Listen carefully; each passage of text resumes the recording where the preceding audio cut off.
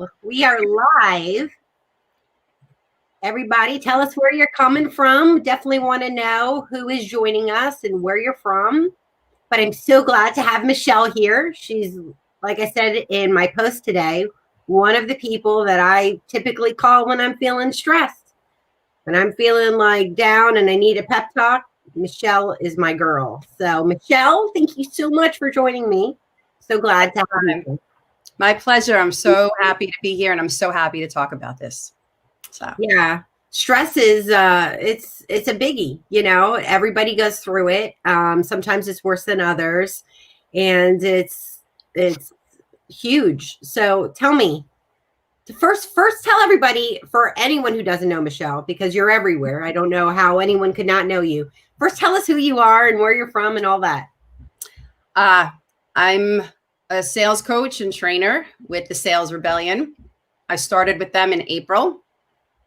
I have about 20 years of corporate sales experience. And in a nutshell, I've just taken every tidbit that I've learned over the years that works from every company, every training style, everything. And I've kind of coupled that with common sense and with wins and losses. And I've infused a lot of my own principles that I've learned over the years with just being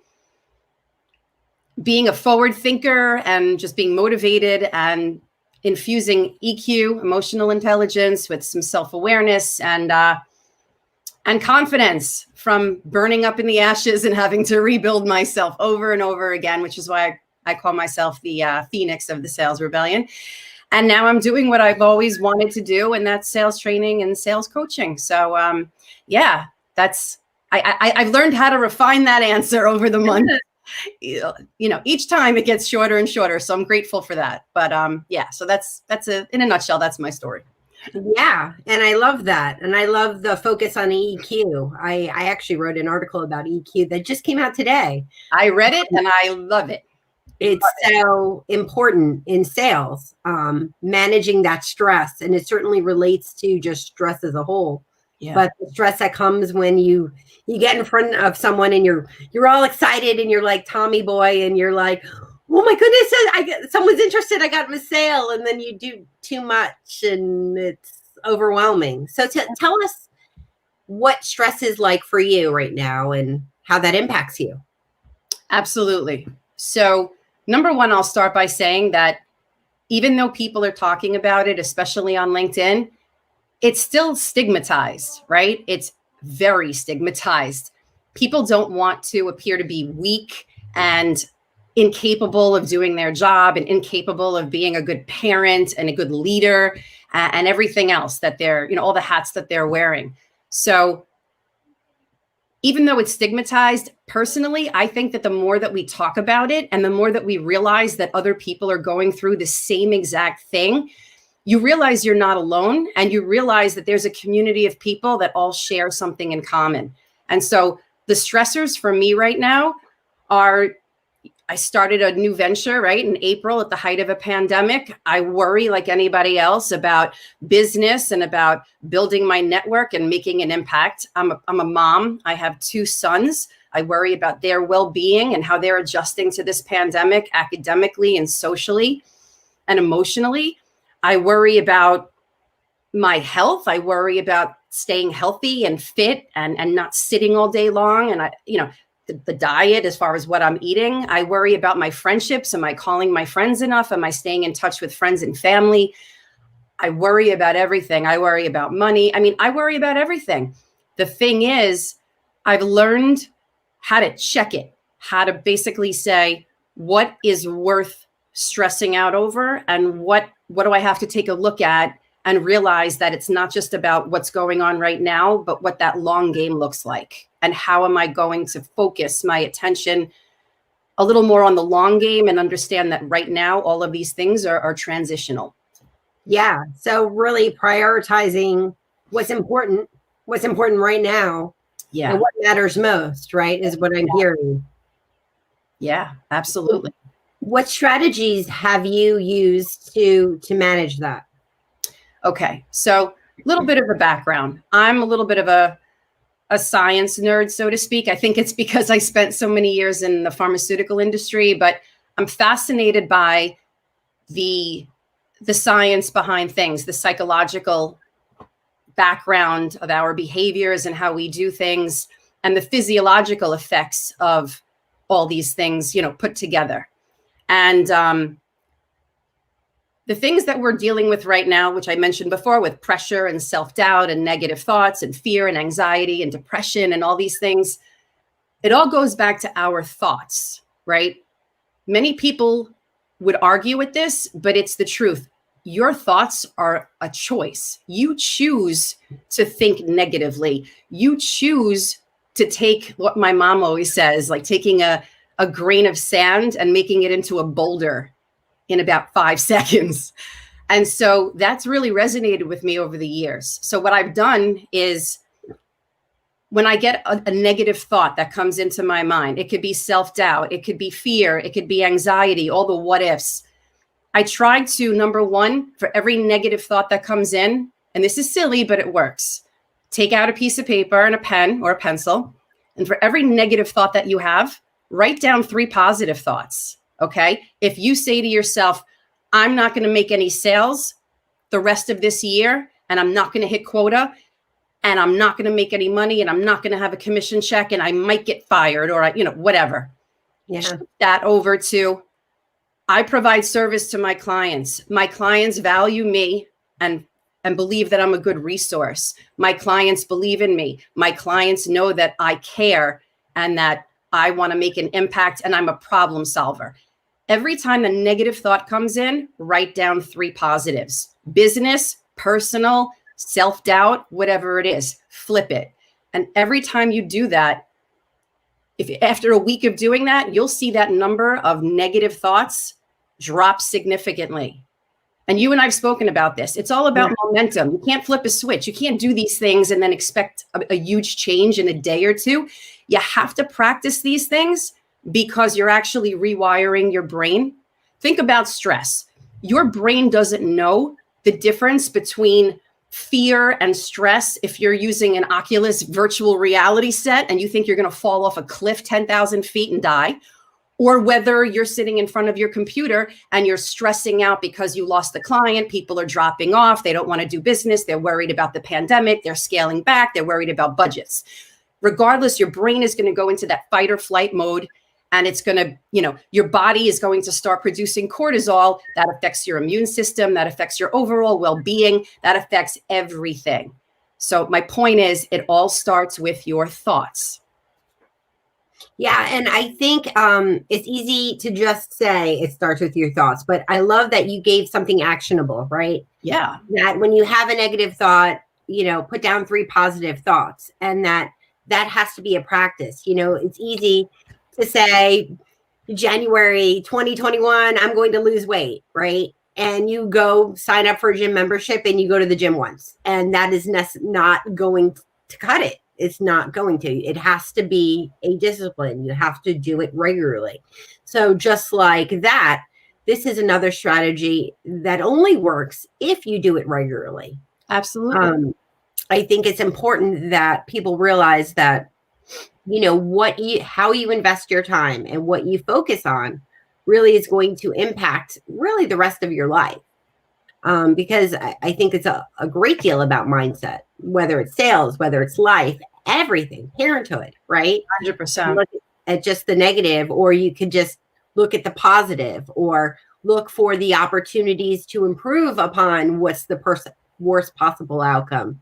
That's actually from Dale Carnegie, right? And taking a page from How to Win Friends and Influence People. Yeah. You compartmentalize the worry and figure out how to improve upon it rather than focusing on what's the worst possible outcome. 100%. And I think also, because we live in a society where everything is about instant gratification and we're very impatient, and that's in a quote unquote stable environment. So now for the last 10 months, think about how that's been compounded so much larger and so much more, intensively. So whether it's losing weight, whether it's, increasing your pipeline, whether it's trying to close some business by the end of the year, whatever it is, worrying about your children, If you can make one small actionable step and just believe in yourself and understand that these things take time, it takes 30 days to make or break a habit. Okay. And if you get derailed from your focus, whatever it is, the research shows that it takes about 20 minutes for you to get back on track. So if you get derailed 3, 4, 5, 6 times a day, think about all that time it's going to take you to get back on track. And then the fear sets in and the worry and the anxiety. It's a vicious cycle. Yeah, no, it totally is. Before we came on live, we talked a little bit about social media, and you had mentioned sort of scaling back some of your social media, just because it's a lot. It can become overwhelming. Oh, yeah. And so tell me about that. Where do I start? Moving off that social dilemma talk that you had, and that was just unbelievable. But social media is a distraction, okay? And I like to call all the devices we're on. I mean, think about it. You know, your smartwatch, your smartphone, your laptop, everything. These are weapons of mass distraction, okay? And they're all time sucks, all of them. Yeah. You have to pick and choose where you spend your time. And I'm not going to lie. I was one of the people that was on Facebook for a few years. And because I really didn't like the vibe there, and I felt like everybody was curating. I mean, this was back in 2008, but I felt like everybody was curating their best possible life. And how do you not look at that and then start to pick yourself apart, right? Yeah. So I got off Facebook. When I started posting a lot more about my business or about anything business related on Instagram, I noticed that like maybe a few people would like it, a few people would comment, but my circle is small, you know, my personal account on Instagram. And again, it's human nature to kind of like try to validate yourself by what people share and if they support you. I mean, I'd see people on the street in my town and I'd get the warmest hello, how are you? How's the family? But then I would post, you know, an accolade or something that I've won or crickets. And so it makes you think. And again, human nature, you start reflecting on like, well, why? And, you know, how come you don't support me? So what I decided to do was focus my attention to LinkedIn because I'm challenged on LinkedIn. I've made connections that are stronger than others that I've had since I've been in kindergarten. And I feel like I'm growing and I'm learning. And it's where I have the finger on the pulse of what makes me who I am. So my advice is with social media, turn off all your notifications except for maybe your texts and a few other things, but turn them off. Otherwise, bing, bing, bing, bing, bing, bing, all day pop-ups. You don't need that. That just creates more anxiety. Calendar block. That is a lifesaver. We don't need 8 to 10 hours a day to do what we do best. We know how to do what we do, and we can condense that into like 6 hours. So by calendar blocking, you add in time for like things you can't control that might pop up, you know, distractions, whatever, things that are not on the schedule, so to speak. And then productive time and eating, and you have to put in time for yourself. Yeah. You can't turn around and say, no, I don't have time for that. I don't have time to take a walk. I don't have time to read for half an hour, a book of my choice. I don't have time to, hang out with my kids. Yeah, you do. And it's better to do less on your to-do list, but do them well and have the most productivity out of it than to be like, look what I do. I'm a hustler. I'm grinding. I'm working 15 hours a day. And then everything is done like half-assed. So it's the quality, not the quantity, which I've been preaching for how long? So it's those few things. It's minimizing the distractions, calendar blocking, shutting off notifications, and making time for yourself at least once a day, even in small increments. Yeah. So what do you do for self-care? I'm trying to do something every single day. It's hard because sometimes I have to pick and choose what that looks like. Mm-hmm. But for self-care, I prepare my meals ahead of time. This way, I'm not standing in the kitchen and I'm running around like, oh my God, what am I going to eat? I want to eat healthy, So I try to plan that ahead. I'm a big fan of calendar blocking. I have my work calendar and I have my personal calendar. And I have to juggle between the two, but the tabs are open. And every morning when I wake up, I give myself some time to, settle into the day, so to speak, and set my energy and my mindset. And then I look at both those calendars and I have them open, those notifications are on so I don't miss anything. Exercise. I was exercising a lot more. Now I'm exercising maybe 2 to 3 times a week, but that doesn't have to be going to the gym. It could just be taking a walk. It could be taking, a walk with my kids. It could be going outside. I got a new puppy on Saturday, so I'm running around the backyard as if I didn't have enough things and people to take care of, animals. But those are just some of the little things I do. But self-care can look like anything. It doesn't have to be that. It could be catching up on a book, that you're trying to read and get through. It could be coloring in a large coloring book. It doesn't matter what it looks like, as long as you know that it makes you feel good. Yeah, no, I 100% agree. I go for early morning walks, right? I know. It's a podcast. And for me, I use Cope Notes. And what's great about that is it'll send me something just random sometime during the day. And they're always so motivational, or it's just an idea, or it's like a meditation thing.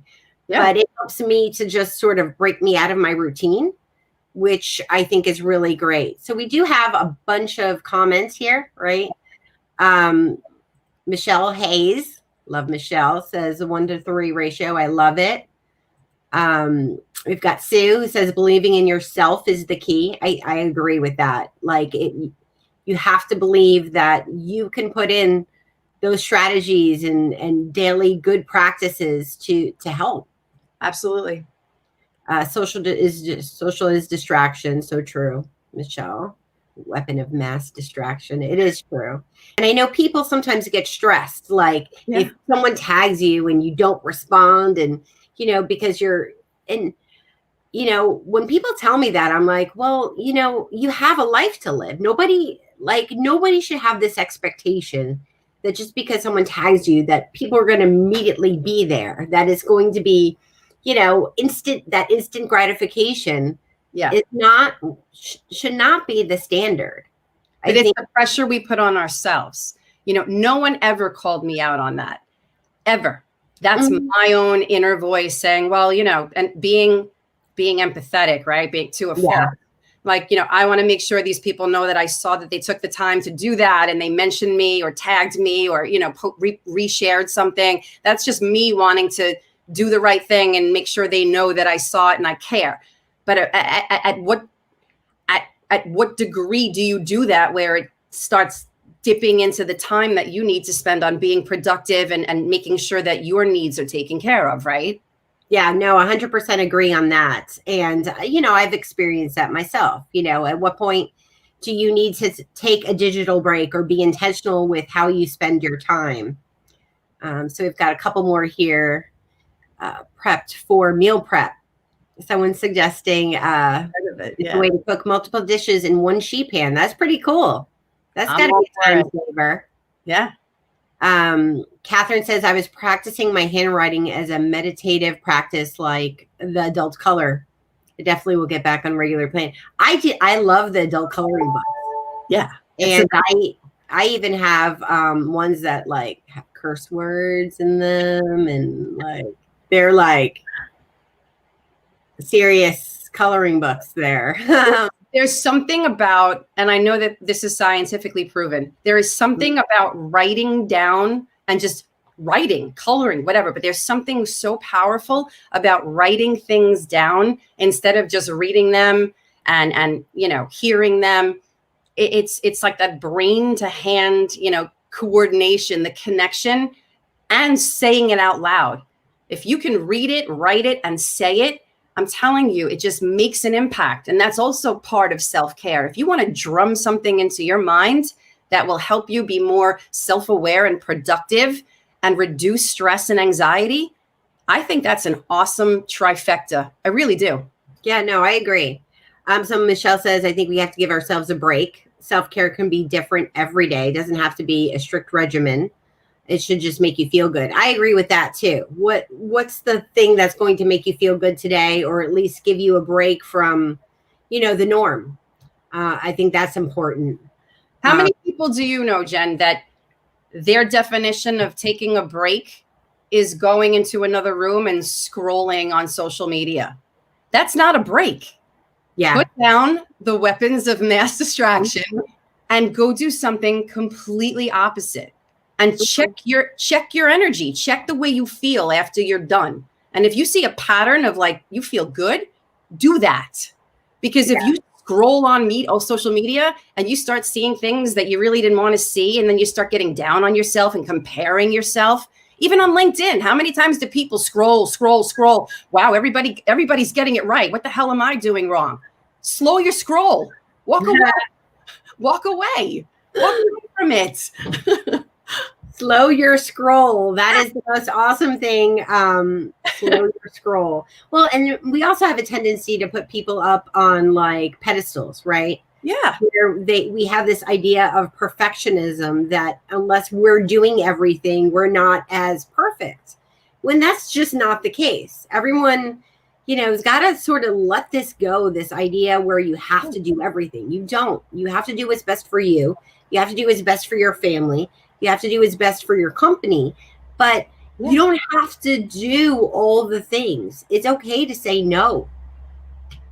Let me ask you a question. In your opinion, I know you're asking me, but I'm sure you and I have the same mindset when it comes to this.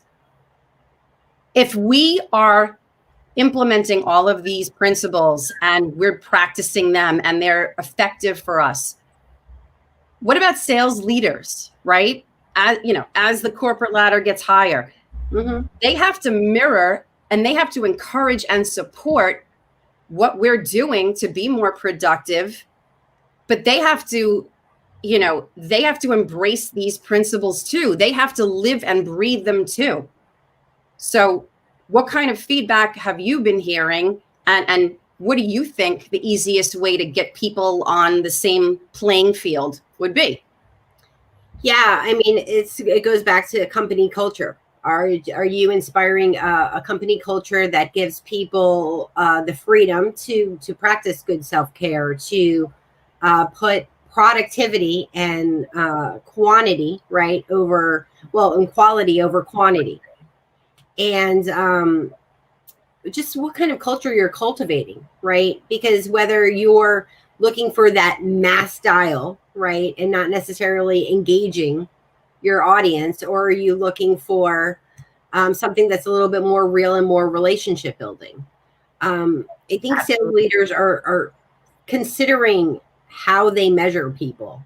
Like, at what point are the KPIs that are super big for a number of calls versus the results that you'll find from a more quality approach better? 100%. 100%. Also, as we move into this next phase where we're more talking about diversity, right, and diversity of thought, how are you creating cultures that are meant to be inclusive? Yeah. And so when you're talking about this hustle culture, in a lot of cases, it brings in mind the bros. It's not necessarily a environment where everyone can thrive and succeed and make a contribution and learn every day and, be able to be inspired to create the best results. Even the best people on sales teams, if they are plagued by such anxiety and stress and they're starting to feel a little bit of depression, their productivity, if you have a whole team of people that are normally under stable circumstances, like they're going out and they're killing it and they're doing well and they're having fun and they're happy, if they're all feeling the pressure, having a whole team of people like that are at a like 50% productivity level, who's winning here? Nobody's winning. Which goes back to what you just said about that quality mindset over quantity, especially like reaching out to customers, whether you're inside sales, whether you're field sales. We've all had to make, adaptations now to like how we do our thing, how we prospect, how we talk to people. If we're only trying to have a sales and a closing mindset where, oh my God, I have to hit my numbers, my quota the end of the year. If we're doing that, our customers and prospects are going to think we're tone deaf, because they're talking about their budgets. They're kind of putting things on pause. They want to see how the next few months go. They're feeling the anxiety and the fear as well. So the one common thread right now that so many companies are trying to figure out is one thing: What are my competitors doing? What are other companies doing to survive? If you can provide one piece of value to your prospects and your clients, talk about that. You're an industry leader, right? You know your market, you know your product, you know your industry. Talk about what other people are doing. Make people feel comfortable. Make them put their mind at ease. Have a service mindset instead of like, oh my God, I got to get a sale, because that will be obvious in how you talk, how you act, your body language, everything. Service mindset. Talk about what other people are doing, and take a chill with the KPIs, not indefinitely, just right now. Yeah, no, and I agree. I believe in a servant heart, right? That Absolutely. you could bring a service mindset, but also a servant heart where you legitimately care and you legitimately want people to be happy and bring a level of service to how you interact with people, whether you're in a sales position or a leadership position, where you're genuinely caring about the people that you work with and their success and what they're going through in their lives. And if sales leaders are blasting emails every Monday about what all your teammates are doing and who's in the lead and who's, surpassing quota, that makes you look tone deaf. Mm-hmm. People don't leave bad companies. They leave bad leaders. Oh, 100%. I believe that. Your company could be unbelievable. It could be profitable year after year after year. If you're a sales leader and you're pushing this on your people because you have quotas and goals and you're worried about your job, you're going to suffer, and so are all your people, because it makes you look tone deaf. So yeah, it does. Practice what we preach. 100%. Now, I have a special guest who's joining us who had a video this morning.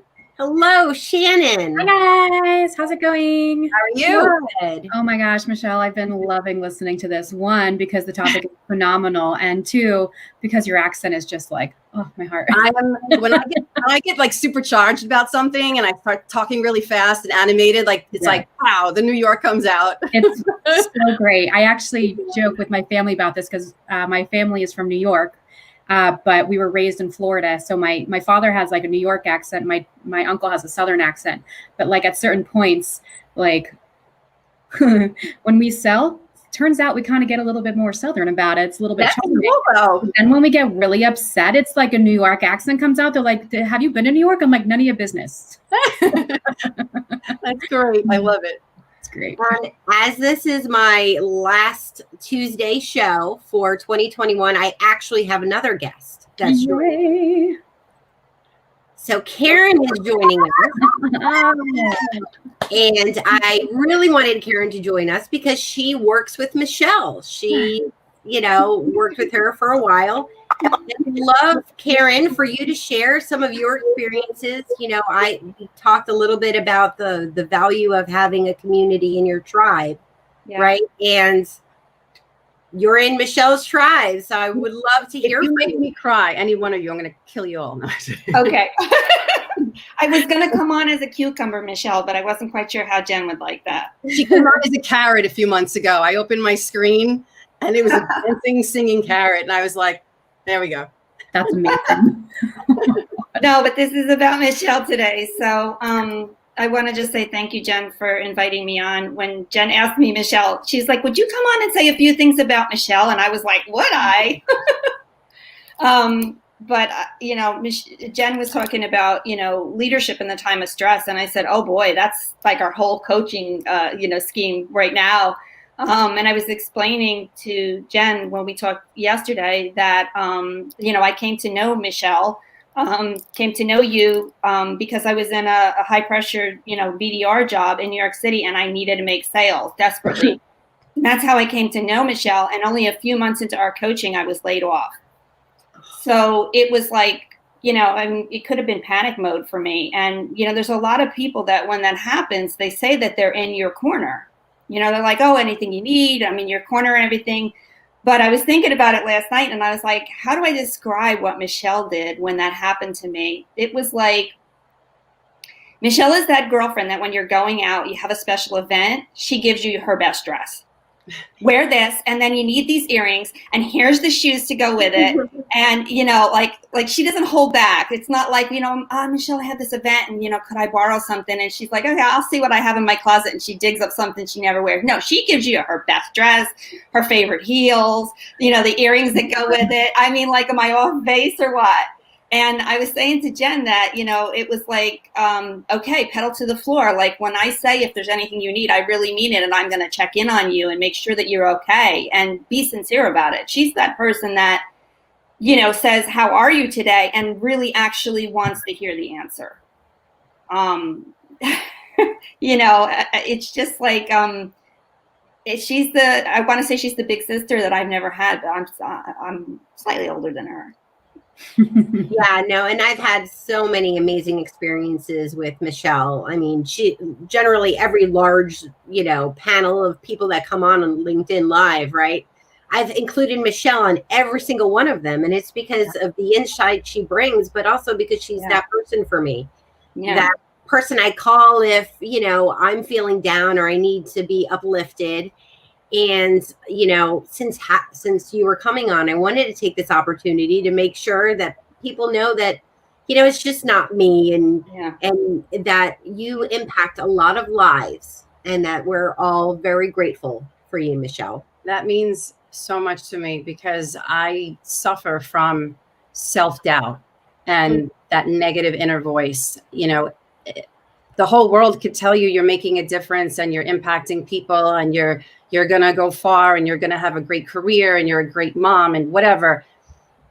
But our pasts, you know, they shape us, right? And even though I've done well in the past and I've had plenty of accolades and I've overcome obstacles, it's that negativity that creeps in like, oh yeah, well, what about this? And what about that? And that's why it's so important for us to reflect back on how far we've come and what we have overcome instead of just having fear about what's ahead of us. So I'm working on that too. I'm not going to stand here and say, I've nailed all of it.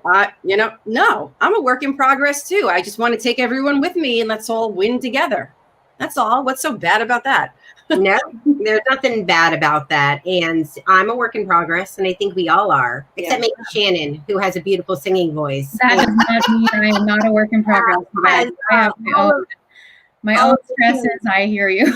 Man, now you've got more stuff that you could write down if you are having a negative thought, though, being like, both Jen loves me, Karen loves me, Shannon wants to know what my closet's like.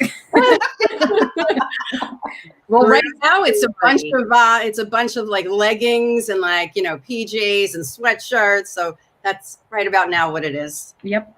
Very cozy. Right? For most of us, right? Yeah. But we show up as us every day. That's what matters. That's it. So I'm so glad that everyone is here, right? And that, you know, it's the holiday season and that we're together, right? Getting through these difficult times, because I know for me, I've counted a great deal on my tribe, and I include all you ladies in that. And so just happy to know you all. So Michelle is joining me again tomorrow for Ladies Happy Hour, which is amazing. We have a bunch of mamas all there.